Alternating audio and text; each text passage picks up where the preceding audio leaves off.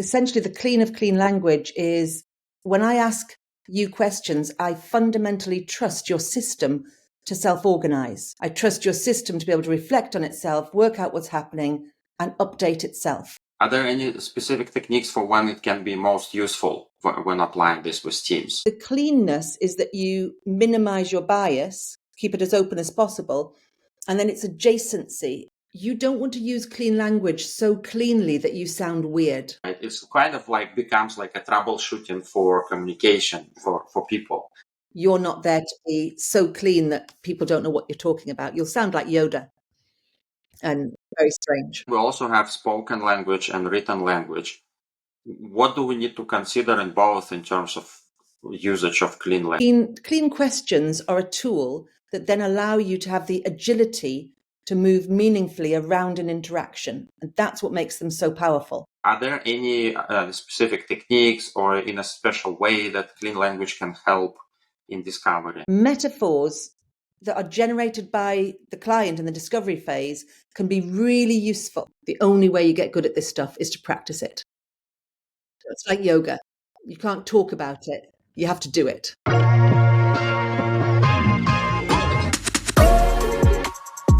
Hello, everybody. Welcome back to the Lyoshin podcast. Today's guest is Dr. Caitlin Walker. She is an expert facilitator in conflict resolution and organizational development and culture change and also community mediation. So welcome, Caitlin. Good to be here. I invited you today to talk about a few things, and specifically in clean language and how can it be applied in the corporate world and also in product management. Mm-hmm. So, but before we jump into the topics, could you please tell a little bit about your journey and how you found clean language and how you become an expert in it? Mm-hmm. Well, clean language, I think before I found clean language, I was already on a mission, and I was interested in how groups work out what their rules are and how to update them, which is obviously, that was just my interest. But if you're in product development, product management, agile teams, it's actually your raison d'etre. So you need groups that are learning groups all the time that don't just get stuck in their own patterns, but update them. So I was looking around. I looked at NLP, neuro-linguistic programming, which was the study of subjective experience. And some mentors of mine in that field, I wasn't quite finding what I want. They said, you need to meet this New Zealander, David Grove. He's got this stuff called clean language. And I went to see him work. And essentially the clean of clean language is when I ask you questions, I fundamentally trust your system to self-organize. I trust your system to be able to reflect on itself, work out what's happening, and update itself. And so although he was a therapist, and I never wanted to be a therapist, I watched the way he worked and thought, this is it. This is a tool I can take and I can bring it to teenagers or adults or families or business teams. And I can use these questions to help them reflect on their own system and update. So I met him and I essentially walked out of my life to follow him and to follow Penny Tompkins and James Lawley, who were my mentors. And I practiced it with everybody. So from then on, I got my 10,000 hours in the next 3 years. I see. Okay. So if we're going to apply the clean language to our conversation in like few words, what clean language is actually? Mm-hmm. So the easiest thing is if I were to talk about what clean language isn't. So a lot of the times when people ask questions, they've already decided what kind of answer they want from the other person. And unclean questions restrict the answer you can give. So if I say to you, or if I think about teachers, sometimes it's easier, even though I know we're talking about business, sometimes it's easier to think about it in its application to children because it's so obvious. So if a teacher says to a child, why did you hit that? Why did you hit Joe? Joe's supposed to be your friend. That question is really complex. It has all sorts of data in it, like the teacher's belief that if somebody's a friend, you don't hit them, or that the teacher thinks that what you did is wrong, which is encoded into their question. Well, a clean question isn't like that. You'd say, let's supposing that the child hit Joe, you'd say, what kind of hit was that? Oh, it was a big hit. What happened just before you hit? Oh, Joe pushed me. And whereabouts did he push you? On my shoulder. So he pushed you on your shoulder, and then you hit him a big hit. And just before he pushed you on your shoulder, what happened? And what you're doing is you're using the questions to work out what's happening, but you're not constraining the answer of the person that you're talking to. So a clean conversation with that child, the child can actually share genuinely what is happening for them, and they can work out why. The dirty questions mean that the questioner has already decided what's good for you and what's good for the answer, and they're pushing you towards that. So in product development, for example, I don't know, if the client says, I want it to be really easy to use, you can say, what kind of easy? When it's easy to use, what would you see in here that will let you know it's easy? They accept what your customer says and they extend it, but without constraining it. So that's the clean of. Nice. Yeah, so I think that's kind of removing your own biases, beliefs, and assumptions, anything of that nature when you ask, interviewing somebody, trying to get to the reasoning behind their actions or behind their motivations or whatever, right? So And you can't do it for good, Vit. It's like I'm going to suspend mine because I'm going to focus on you. Mm-hmm. And then we'll swap and you can find out what I'm understanding from that. Or maybe I'll switch once I've asked some clean questions. Maybe I'll switch and then ask you, oh, okay, so when that's what you want, this is what I can offer you. It's being able to do it deliberately, to deliberately turn down your bias and assumptions and genuinely focus and then decide what to do next. Yeah, I guess it will require a lot of practice and mindset shifting when trying to use this. It's not easy from what it sounds. And I guess if we're talking about benefits of doing this, is one thing is like being empathetic and trying to get to other people's motivations behind their actions, maybe. Are there some other benefits of going through these exercises and asking this type of questions? Mm-hmm. So I think the biggest benefit for me, as I said, I was never a psychotherapist. I was always a group worker. And the biggest benefit for me is it makes the room smarter. So it's not just when I ask clean questions. So if I have a team in front of me and they're working out a project that they want to achieve together, and somebody says, oh, I want the project to be unclear. In an unsmart room, somebody else in the group says, oh, unclear, that's so negative. I don't want to listen to this negativity. And the whole room has become a bit stupid. But in a clean, trained group, the person says, I want it to be unclear. The other person has a reaction. They think that that's negative. But before they open their mouth to be negative, they say, what kind of unclear? Oh, well, I want it to be where we can really look at the landscape and decide which route we're going to take.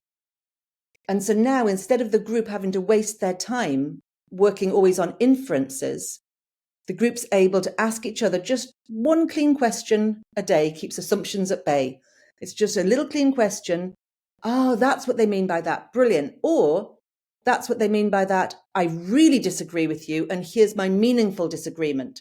But what clean questions do to a team is they reduce the amount of unnecessary misunderstanding.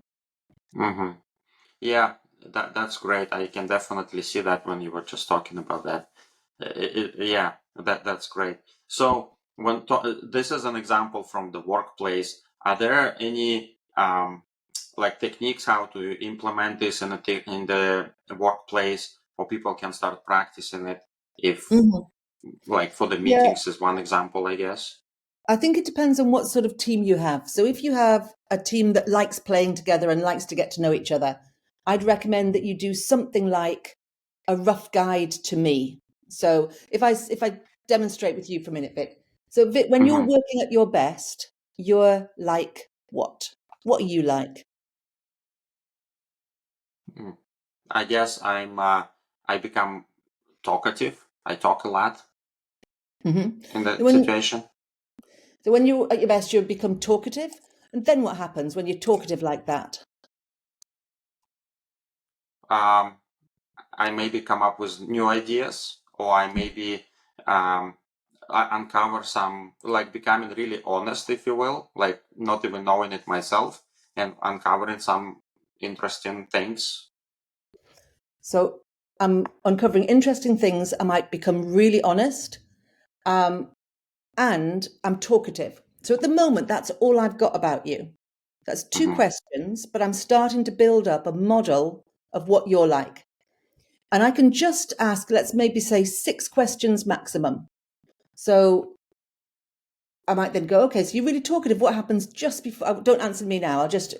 What happens just Mm-hmm. before you're really talkative? Then I might say, what could I do that would really support you to work at your best? What could I do that would really spoil you working at your best? That whole conversation might take 15 minutes, 10 minutes. And then we can swap over and you could say, what about you, Caitlin? When you're working at your best, you're like what? And so the questions that you'd be implementing are what kind of, is there anything else? What happens just before? What happens next? And you're like what? And in a rough guide, we would probably start with when you're working at your best, you're like what? When you're working at your worst, you're like what? And making decisions. When you're making decisions, that's like what? I'd say those 3 are really good ways to start if you want to get to know your team, the people around you, or family. If you're not the sort of team that likes to hang out and share, what you're all like to work together, you can also just do it in a really simple, clean feedback. So if you're doing a retrospective, you can just separate evidence from inference. So if somebody says, do you know what, that really dragged, that was a really, I've struggled with that last sprint, it really dragged.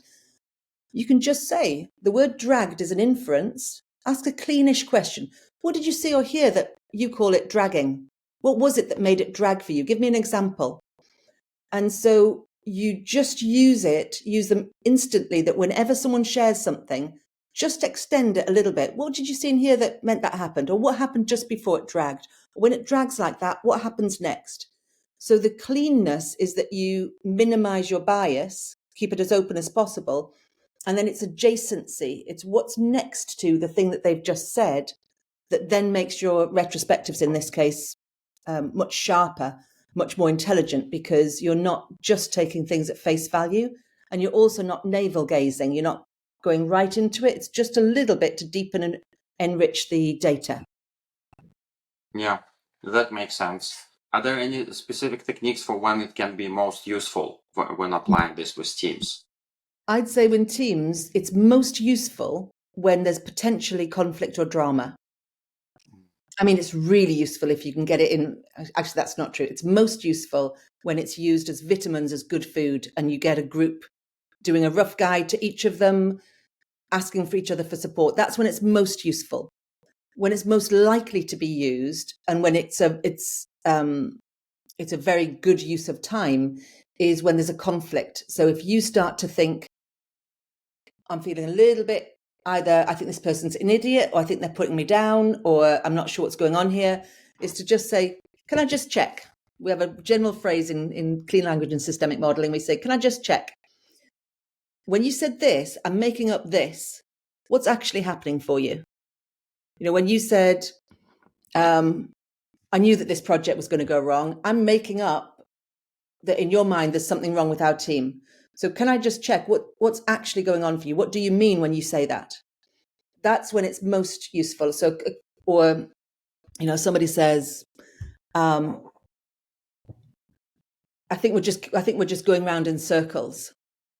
And you might say, what would you like to have happen? So when somebody says that there's a problem, that you can use one of David Grove's questions, what would you like to have happen to move it towards an outcome? So when you think we're going around in circles, what would you like to have happen? A lot of the clean questions are a tool that then allow you to have the agility to move meaningfully around an interaction. And that's what makes them so powerful. So it's like, oh, someone's giving me a problem. I can either ask 1 or 2 clean questions. Oh, we're going around in circles. Where do you think those circles are coming from? Or when we're going around in circles, that's a bit like what for you? You could just stay there. Or you can say, oh, we're going around in circles. What would you like to have happen? You could just move the whole thing over to an outcome. What would you like to have happen instead? Let's not talk about that anymore. Let's talk about this. So a lot of it is about being able to navigate in an agile way the interactions that you're having. So yeah, when there's a problem is the most common use for it. But if you want to ask me really when it's most useful is when a team spends, no more than 3 half days at the start of let's say the start of a quarter, just checking in. What do we like at our best? What do we like at our worst? How can we support each other? What are we going to do if things go into conflict? What's our strategy? That's the best use for them. Yeah, so there is technique called, or not the tool maybe, working agreement for the teams, right? For the Scrum teams, for example. And it seems to me like it could be a good thing when we looking at the existing working agreement, like how the team work, what we expect from our communication, what our goals, what our mission, all those questions that are typically there could be useful to go through with these clean language techniques and clarify like what each person on the team is actually thinks about it and how they read those things, right? It's kind of like becomes like a troubleshooting for communication for people. Yeah. So yeah, I think that's great. Somebody, one of my first business clients did say that. He said, he said it's like a debugger for the Right. communications. Yeah. Yeah, Go back and it can unpack what's actually happening and then get it moving smoothly again. yeah, debugger for people or for humans. That's great. Yeah.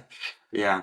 So let's talk about drama-free conversations. I think we kind of mentioned this almost already. So what are the drama-free conversations in the workplace specifically? So we're just about to come over to Fort Collins in Colorado with a whole load of drama-free conversations. And it's interesting because drama is important. Drama simply means that there's a signal in a team or a group that something's not going right. Someone's either not getting what they want. And drama-free doesn't mean about stopping drama. It means about reducing unnecessary drama. And so we have touched on it already. But it's, for example, if I say to you, oh, Vit, I was talking to John the other day and I think we're just going to have to be a little bit wary of him because I think either he's having a rough time or he's just not that good at his job. I'm making a request of you that you and I agree that John's not okay. And I'm doing it also in a way that looks like I'm trying to be helpful, maybe to John and to you. But actually, it's quite an insidious pattern that goes on in lots of teams. And what you might just need to say to me is, Caitlin, what have you seen and heard that you call John not being so good at his job? What have you seen and heard him do? Oh, great. Have you given him that feedback? And if I say, oh, no, he can't take it, you'd be like, well, if I listen to this, I have to agree with you that John can't take this feedback. And actually that now means that I've agreed that John's not able to manage his job. And what I'd prefer to do is, if you think he's not managing his job, let's you and John get together and give him some feedback, give him some high quality feedback, ask what's happening for him and ask how we can support him. That is a drama-free response. It says, I'm not going to let this smear of drama sit around this conversation. I believe that we can take problems and in an anti-fragile way, using Nassim Taleb's work, we can use whatever's going on to sort it out. And it's challenging because most of the time when people are in drama, they don't want you to come and sort it out with them. They want you to agree with them because it creates tribalism. Or me and you, we agree, he's a bit crap. Or me and you, when she does this, don't give her feedback, she can't take it. If we keep coming to teams where they're like, oh yeah, don't ever challenge her, she'll lose her rag. And you're like, okay, let's just check. Because if we agree this, then we set up a drama narrative in this team that you're now accomplice of. And actually we might say, well, we have seen her lose a temper before, and let's reestablish in this team the way we talk to each other. Let's agree that we don't lose our temper like this. And then when she does, let's, as a group, hold her to account. But that does not mean we'll never give her feedback. So that's what I mean by it's an insidious drama that we're aiming to avoid, mainly because it's not fun.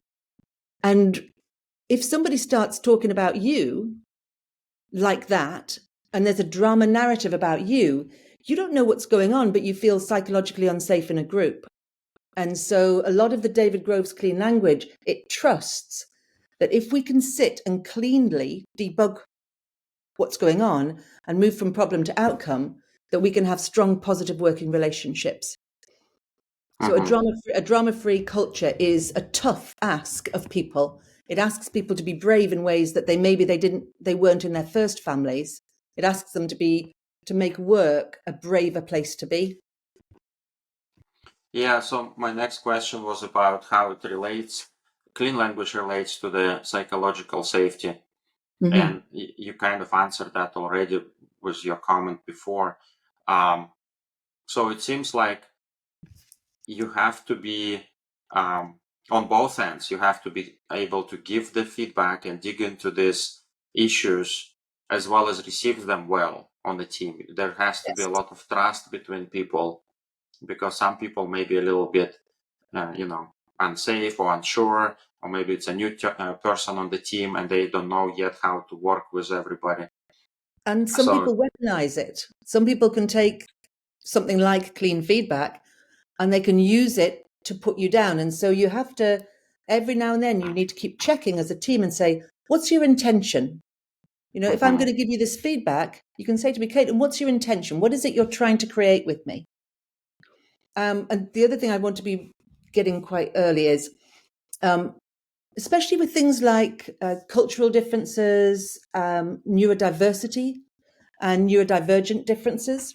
So, for example, if in my system, the way I'm organized, I have a tendency to interrupt. I do it, it's an act of love, and it's also it's the way I show interest. I have a colleague, Marion, and if I interrupt Marion, she feels put down, shut up, and she loses her train of thought. So for her to be at her best and me to be at my best, one of us has to change. And so psychological safety is not about making other people responsible for your psychological safety. It's about mediating and advocating. Okay, I'm going to need this. I'm going to need this. So we might say, okay, in this meeting, Marion's going to run the meeting. I will bow my needs to keep her psychologically safe. And others, it's going to be more like me working at my best, and she's going to just have to find a way to fit in with it. So it's also about taking responsibility for including one another, knowing that you can't always be the one who gets all of your needs met if it's cutting out somebody else's. Yeah, it's like during the negotiations, you have to compromise in certain areas to work with people, and then once you find that balance, everybody get their share of, being true to themselves or being respectful and empathetic to other people.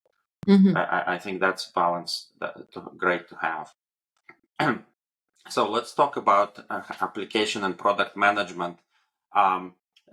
There is one very important part of product management when we're doing discovery and we're talking to users and customers. And this could be really helpful in digging into the exact issues that users have. Are there any specific techniques or in a special way that clean language can help in discovery? So in discovery, you can use it very, very simply. Somebody will say, I want it to be easy. What kind of easy? Or I want it to be simple. And when it's simple, is there anything else about it when it's simple like that? Very simple questions that just extend it. But you can also say, so if I were to start using this product, the product will be a little bit like what? Metaphors that are generated by the client in the discovery phase can be really useful, because a metaphor will hold lots of things together.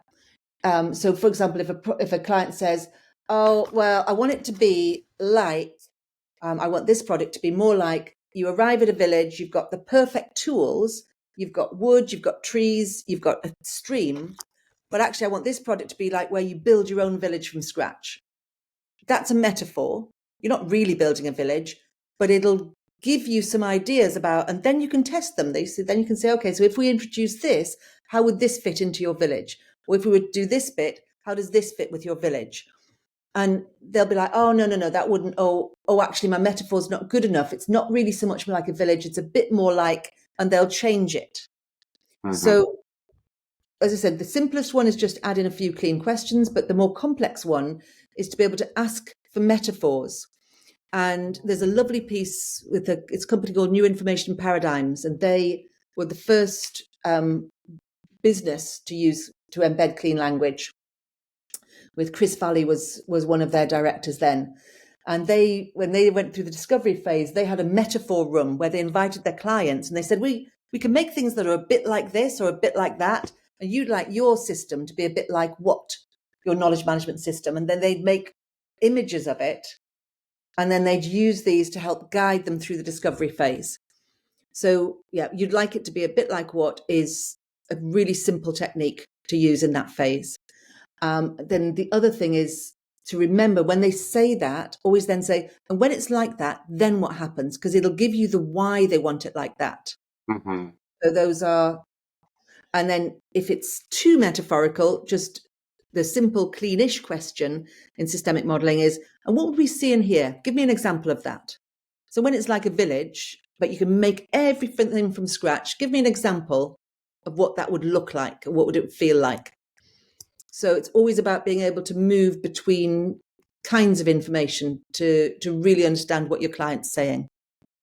I see. So would it be helpful for product management, like try to come up with these metaphors for people and kind of go in this direction with them if they are unable to do that? If I would say that you need to align yourself with your client. So if you ask your client, you'd like it to be a bit like what?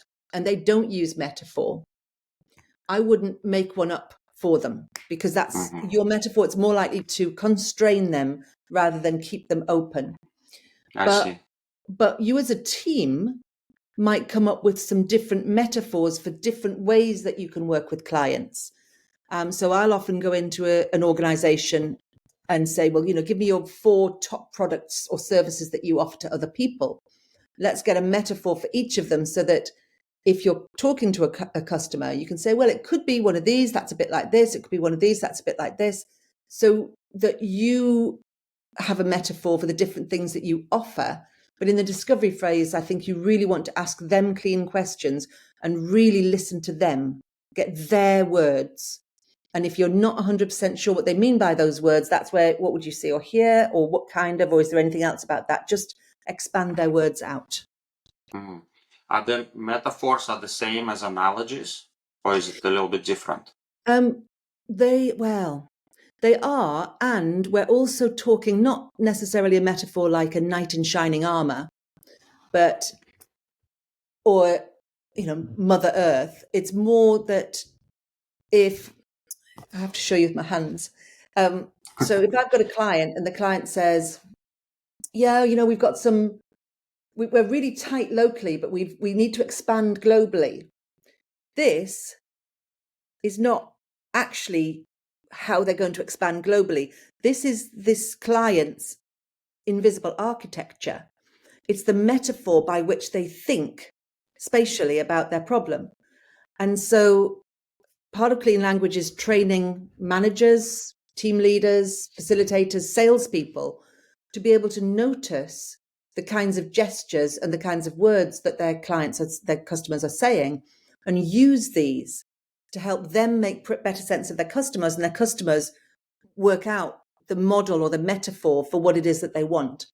So I think it's more close to say that a metaphor is like a model of what the person is talking about. And you might get that from gesture, or you might get that from the language that they use. Yes, but more like a model of what they're talking about. I see. Because I personally like to use analogies many times, especially when I'm trying to explain something to people. not necessarily discover something that they want maybe, or they have issues with. And I think maybe metaphors in this case are better, just to get to understand them and to see what they are saying, as long as they understand their model same as I understand it. Yes. Yeah. So I mean, the thing about if you like generating metaphors, it's probably even more important that you stay clean during the discovery phase, so that you don't prematurely put your metaphor into the mix. That you listen long enough to make sure that you're getting the structure from them, and then I think it is okay. Maybe if you've asked 6 questions, then to go, okay, so let me just check at what I'm. Is it a little bit like this? Is it like this? And they can say, oh, no, it's a bit more like that.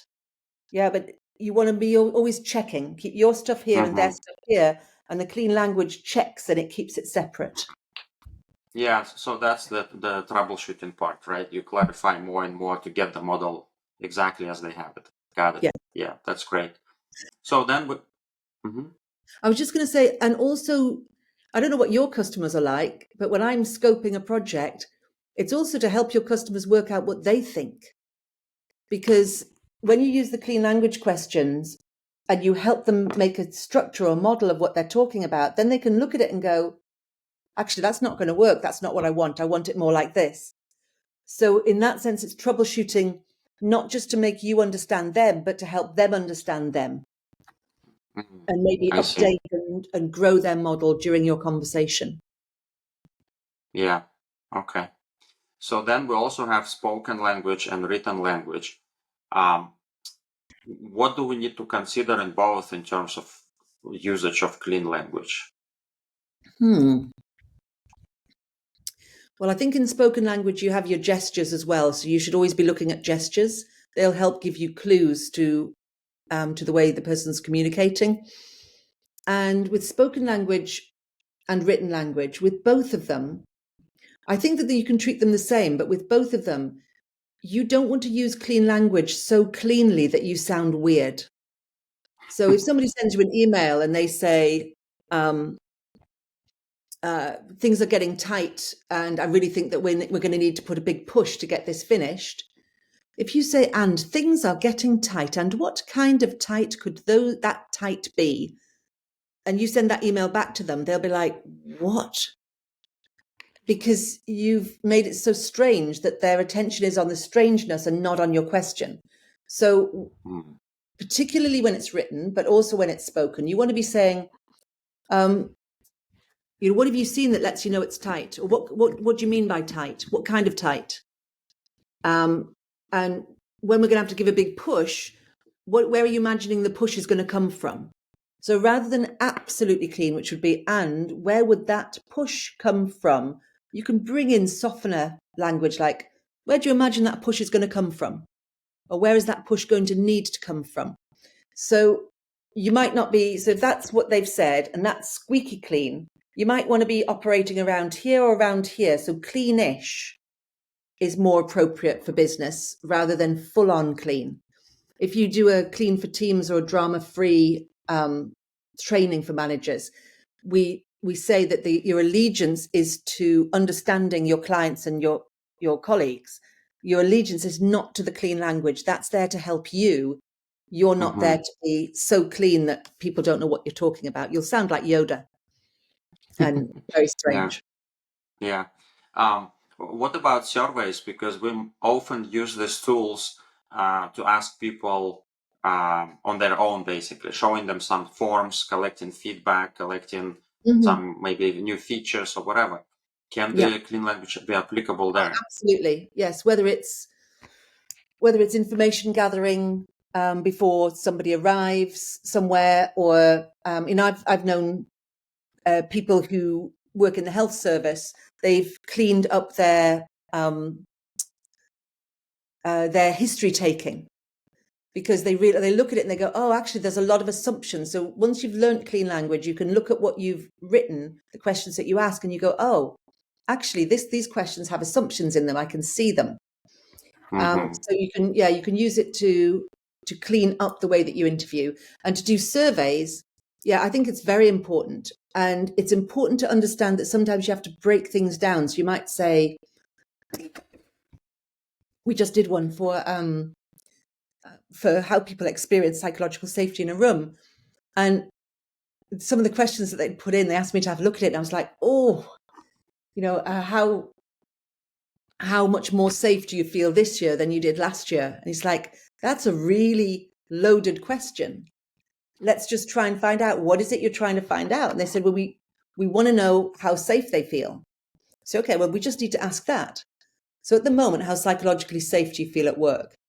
And then underneath that, you can say, what are some things that you can do or that make you feel more psychologically safe? What are some things that people could do or say, people have done or said that make you feel less psychologically unsafe? You can unpack it slowly, but a lot of the time we do written surveys, we try to put too much into one question. So that's how you need to clean up your surveys.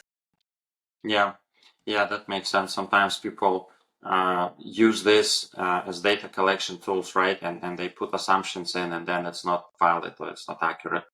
Yeah, so clean language interviewing, which is a slightly different topic all on its own. Clean language interviewing is about ensuring that you can prove that the data you've gathered belongs to the client or the interviewee and not to the interviewer. And so, yes, that's what you need to do if you're doing surveys and data collection, is to just make sure you haven't biased it much. Yeah, now that makes me thinking, like with generative AI models, for example. I'm just curious, if you're using these type questions with AI, will it also provide some sort of bias in there, or can it be like smart enough and say like, oh, are you really meaning this or that? So there are a bunch of people playing with this. We have an annual event in the UK called the Northern Taste of Clean. I mean, people come to it from all over the world, but it's held in the UK. And last year it was in its infancy, so we had different people who've been creating AI clean question generators and playing with it, trying to teach the AI bot to ask cleaner and cleaner questions. And I do think that one of the things that, in the same way that Google search engines and lots of social media now have, by utilizing patterns in data, they've actually become less clean, more biased, and more divisive, which is the opposite of what clean language is for. So clean language is about noticing patterns and updating them, not noticing patterns and embedding them. And so I think that this year, the Northern Taste is going to be at the end of July this year. And I'm really looking forward to seeing what's emerged over a year of people playing with clean language images, clean language metaphors, clean language question generators, to see what has been created over the last year. It'd be very exciting. But I don't know yet, and that's not my area of expertise. Yeah, and also I guess people who write in prompts, like let's take ChatGPT and you're trying to find out on some subject. Again, a prompt should be probably used with clean language to get better results, right? Could be that. Yes, I did ask it. I was in the process of writing my manual on how to use clean language interviewing as a very basic interviewing tool. And that was fun because I just said to it, could you write an introductory chapter? And it's really interesting because it could. It absolutely was useless. It was of virtually no help to me. But if I published it, you wouldn't know. It had picked up when it went all over the internet, picked up everything it could find about clean language interviewing, and it wrote a passable chapter. It's just that it had no warmth or voice, and it was so not my way of talking. I still had to write from scratch. But I was interested. I was like, they're really clever little things at the moment. The way that they can go out and pick out categories. They can code categories of information and put them in the right place. It's getting cleverer. Yeah, that's what I find too when I write something. It's like generating a good text with all the basic, almost like common knowledge information, some highlights, but it doesn't go deep into the topic. It doesn't provide your like opinion or anything like that. You still have to modify it a lot or rewrite from scratch. But it's good for generating ideas and for generating some like lists of things that you want to talk about, maybe, And or something if like you're that. stuck, if you've got writer's block, I think it's great. I mean, it really worked Yeah. for me. I read it and went, no, it should be like this. And then I was off writing. It's like I could get started because I disagreed Yeah. with. Yeah, just to start, yeah, I guess. Okay, so we talked a little bit about feedback and also retrospectives. I wonder, like specifically, for example, for Scrum Masters or Agile coaches, maybe when they do the facilitation events for retrospective specifically, let's say, are there any techniques that we don't mention yet that they can use to get deeper into the issues or troubleshooting problems that people bring up? Yes. I mean, you're specialists in those areas. You've got Sarah Backer in the US and John Barrett in the UK, and Mike Burrows in the UK, who's also embedded clean language into these, into a variety of techniques, and Olaf Lewitz as well.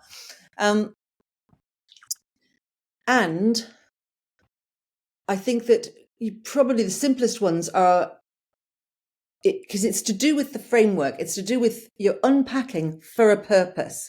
And the purpose is always to get a shared understanding and an ability to agilely move forward. So we don't hide from the things that the agile world has in common that with clean world is we are present to what is. We are not trying to hide from the truth. We're not trying to shame each other when we make mistakes. We're present to what is. We believe, and we believe that that's the best way to be. And we believe that we can self-organize, we can learn from what is by listening to one another and thereby move on to iteratively make the next best decision. And so quite simple techniques are to say, well, what's happened? So it's the feedback. What's happened? What have you seen and heard? What did it mean to you?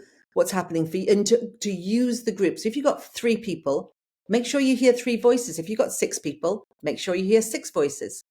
Even if Mm-hmm. so it's, what happened for you, Vic? Caitlin, what about you? John, what about you? Sarah, what about you? And is anyone thinking anything different? Who's noticed something different? Who's got a different idea? Those phrases to look for difference in the group so that people have psychological safety to come in are very important. So that's what's happening here. Then what would we like to have happen? If that's what's been happening, what would we really like to have happen? Let's just really associate into, if it was going just the way we'd like it to, it will be like what? So we call this it's an outcome and then a clean setup. If this was going just the way we'd like it to, it will be like what? Each of us would be like what support do each of us need so that we could really have what we want. And then the third bit, this is a clean change cycle. The third one is, and what are we going to do? What action can we take now, given what's happened, given what we'd like to have happen? What's a definite action or each of us can take now to experiment to have more of this? So we call it the clean change cycle: feedback, outcome, action. Very simple. Lots of people have a cycle just like this. But the difference in clean is that we put some clean questions in all of them. So this would be clean feedback, clean setup, and then what we call developmental tasks, but just action. And they're probably available. I mean, you'll learn them if you came on any training or you read. I've got a book, From Contempt to Curiosity, creating the conditions for groups to collaborate. That's got these in. But you don't have to go on training. I'm sure if you looked up a clean setup on the website, you'll find each of these pieces and you can just go straight away and practice. I do encourage people to get training if they want to be good at it, if they want to be proficient, but I got good at it with very little training. I got good at it through practice. So I suggest to people that they take a little piece, any little bit of what we've said, they put it into a search engine, they go and get a piece of written material, and then they go away and practice, and then come back. We have a free community called the Clean Campus. We used to be on Facebook, but we decided that we didn't want to sell everyone's details to Facebook, so we made our own. Clean Campus, we have free peer practice because we know the only way you get good at this stuff is to practice it. So it's like yoga. You can't talk about it. You have to do it. Right. Yeah, that's true. Yeah, that's good. Okay, I'll check it out. That looks interesting because that's also something I'm interested in personally, picking up that skill to really dig into this and like you said, the creating the action, which is the whole reason to do retrospective and to get better and self-adapt and fix all these issues that come up.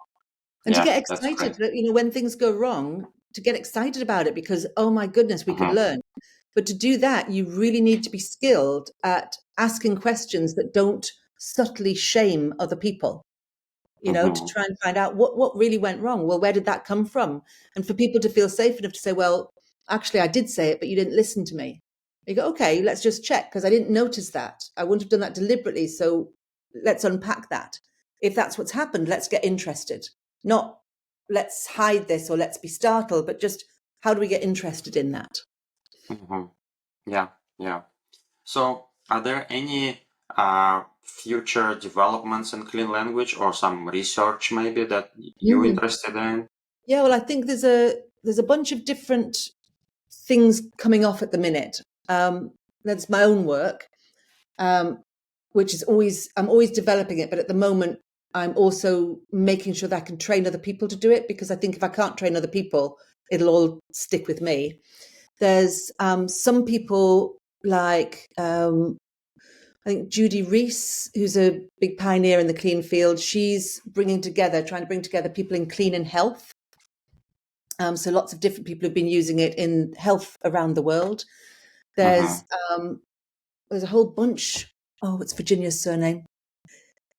It's off the top of my head, but there's a load of people doing research, clean language interviewing into where they've got mixed populations, where the population has native peoples and incomers. And what they're trying to do is to ensure that you don't have one majority group speaking for a minority group. So making sure that we have shared voices Mm-hmm. in public health. There's lots of different there's lots of different applications like that. And there's in our own work, we have a whole area that we specialize, as I said, in neurodiversity and also in inclusivity, so diversity, inclusion, and Mm-hmm. equality. We've got a whole bunch of people who are looking at creating anti-fragile ways of engaging people in a journey to understanding their own privilege, their own bias, and how to tackle that in the moment in a way that gets people engaged rather than sends people into corners. So those are the areas that we're particularly looking at the moment. Okay. Yeah, that's great. Those could be helpful everywhere, Mm-hmm. in workplace and I don't know, in social groups of any sort, anything like that. Okay, that's great. Do you have any advice to people who like to learn more about this or start Mm-hmm. practicing or anything? Where to Yes, start, where to go? I mean a simple thing if you want to make it a personal link is to link in with me on LinkedIn. Mm-hmm. As I said, we're coming to Fort Collins in Colorado this summer. There's some really toe dipping small tasters, and there's also you can come and do 3 days of management, team development, and how to lead drama free communities. Lots of things go online. We've got Clean for Teams, which is our online training, which is 4 half days across a week. That's coming up in July. So there's a website is training. The website is cleanlearning.co.uk. Or I'm Caitlin Walker. You can link in with me, and you Mm-hmm. can see. And even if I don't always have time to fully man my LinkedIn, if I'm away from home, if I'm working overseas, if, for example, I'm going to Jordan to work with Syrian refugees, hopefully next month. If I'm away from home, then my business manager she'll monitor it and she'll send messages through to me. Okay, yeah, that's great. All right. Yeah, thank you very much. That one was very interesting and helpful to understand what it is and start practicing and using it. And Fantastic. I yeah, mean, if after this, I'll send you a couple of a couple of easy downloads. And then if anyone wants to just download something to get, I mean, I think I've got a rough guide too. I could send you a rough guide too. And then if people want to go and just have a go straight after listening to this, they can just Yeah. get on and have a go, and they don't need to go searching for more information. Yeah, that would be great. Absolutely. I can add it to the descriptions everywhere. So yeah, that would be great. Fantastic. All right. Thank you very Okay. much. And I hope we talk more in the future. Look forward to it. All right. Thank you. Bye-bye.